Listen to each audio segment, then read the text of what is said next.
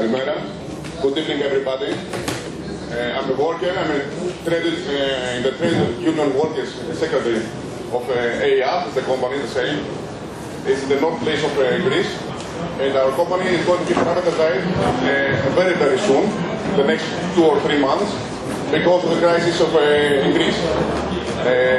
I was prepared to come here to talk especially about our mobilization against the privatization, but because of the situation in Greece, I was asked to mention the situation in Greece because it's very, very important for all of you. And all these 3 days here, everybody mostly is asking about the situation in Greece, not so much about the privatization of our company. So I will divide my small speech in 2 pieces. The first one will be about the privatization, and the second one about the situation in Greece. So our company is a public company.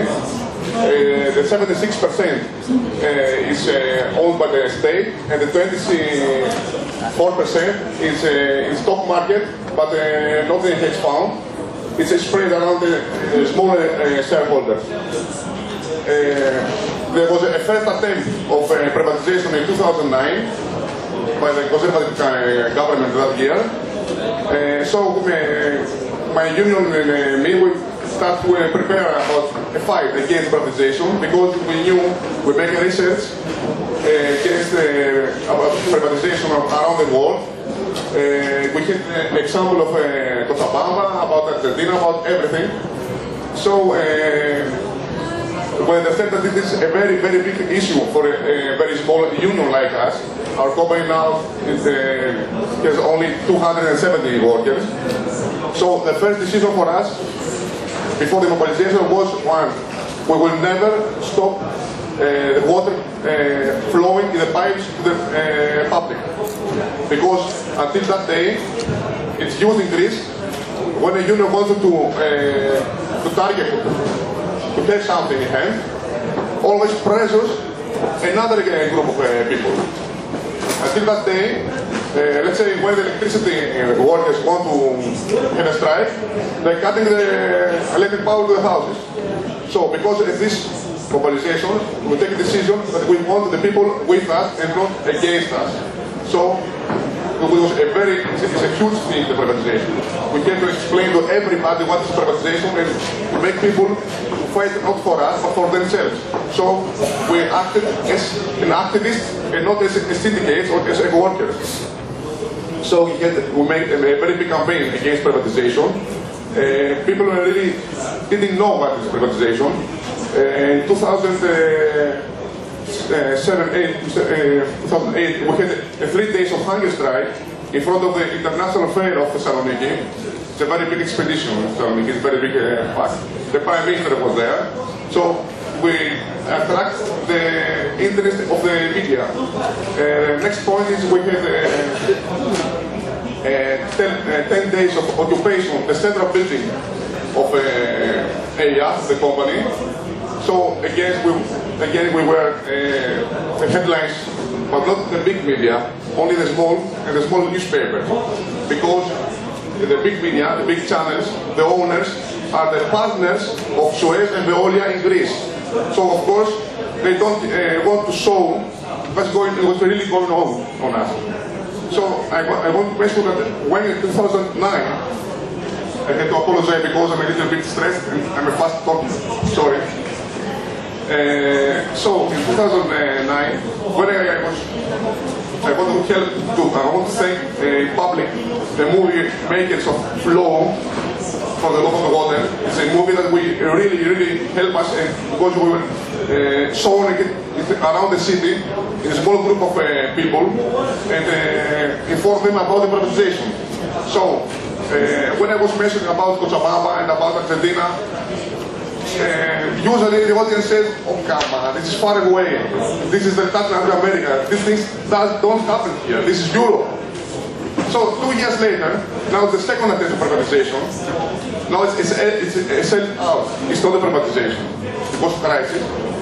People realize that now we're worth in worse place than Kosovo, than Argentina, than every other country. Because now we are Greeks, we belong to the peak, you know, Portugal, Italian, Greece is like this, and we're in the side of Europe, in the side of the world. So people is really realize what's really happening.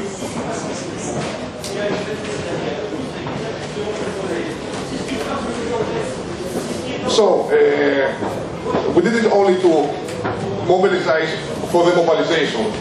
We had to give an answer. Yes, I got 5 minutes. We have to give an answer, not only to say no to privatization. So we took some lessons from Berlin first, and the Italy referendums. So we suggested a referendum, to make a referendum in Thessaloniki. We go to all the municipalities. All the municipalities, the mayor said yes, but nobody started the referendum. Nobody. So our second attempt was, last summer was the movement of indignados in Spain. So we had a touch with them, and during this connection was born the movement 136, initiation 136. This is our poster. And in a short story, our suggestion is we divided the cost of the company, because the company has in the last 3 years 60 million pure profit, euros, and they sell it for about 70 million. That's why I tell you it's not, yes, it's a giveaway situation. So we divided the 70 million with the water meters of city, per household, let's say, for example. So the amount of the money per household is 136 euro. So if every household of Thessaloniki gives 136 euro, we can say to the government, take the money and leave us alone. Leave the company to us. We have the public company in the public hands, in a social company. That's a little bit to close about the privatization. So there comes the crisis now. Of course, comparing the first attempt at privatization, 2009, now it's much more difficult for us. It's really difficult because at that day, today, Greeks have a problem of survival.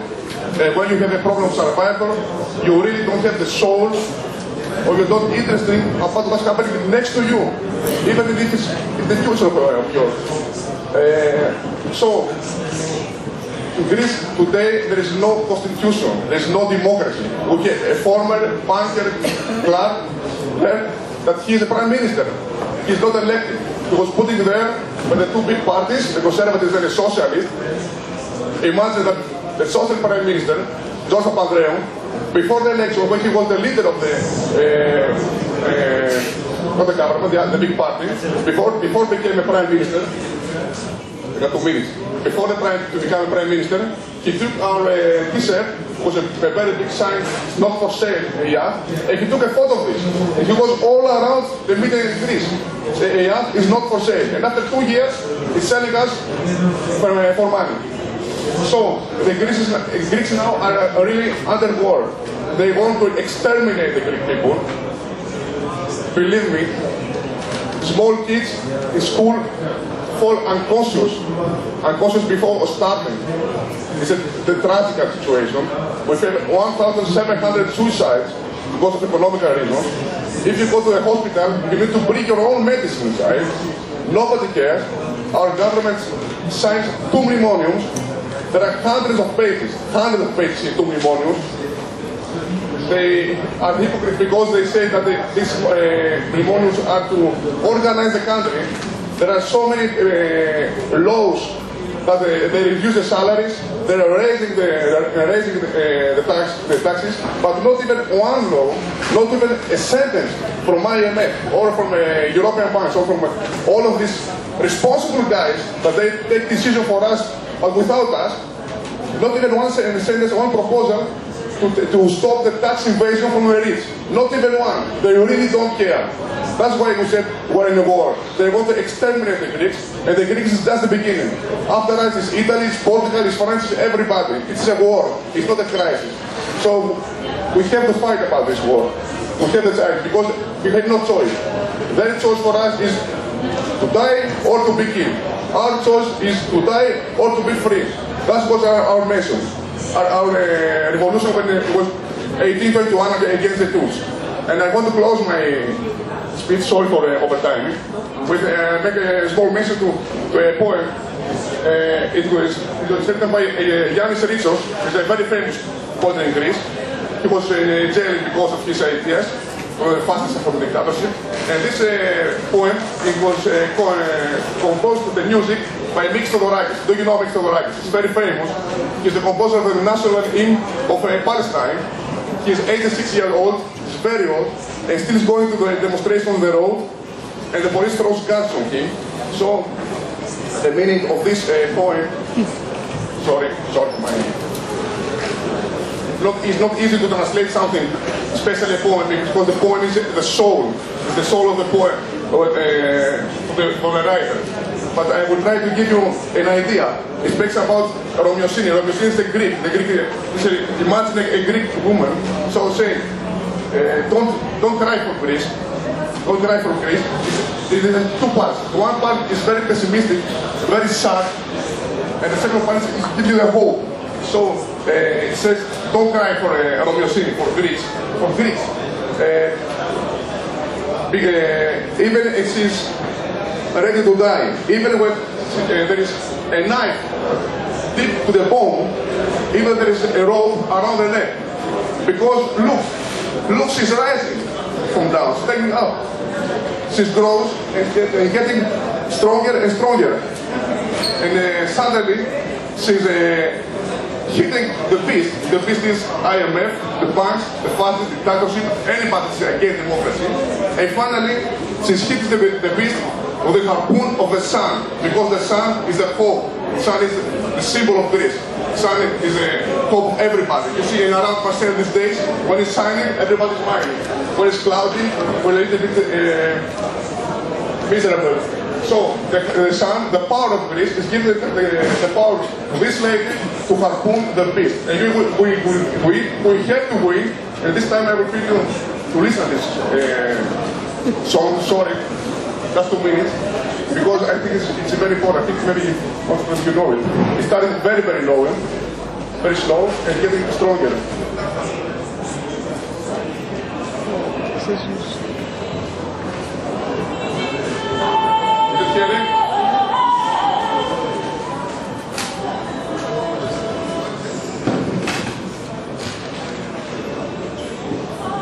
Oh, wait, no. 1 minute. No.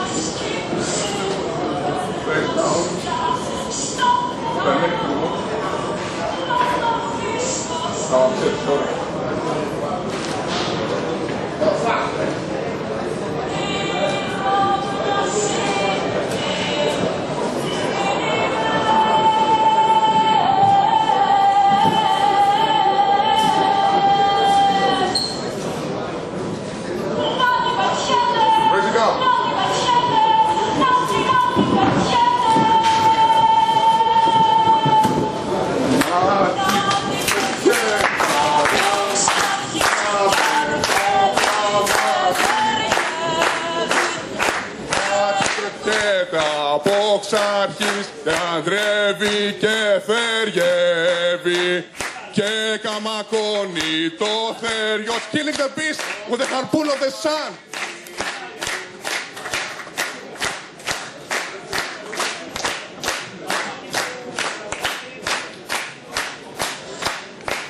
Sorry.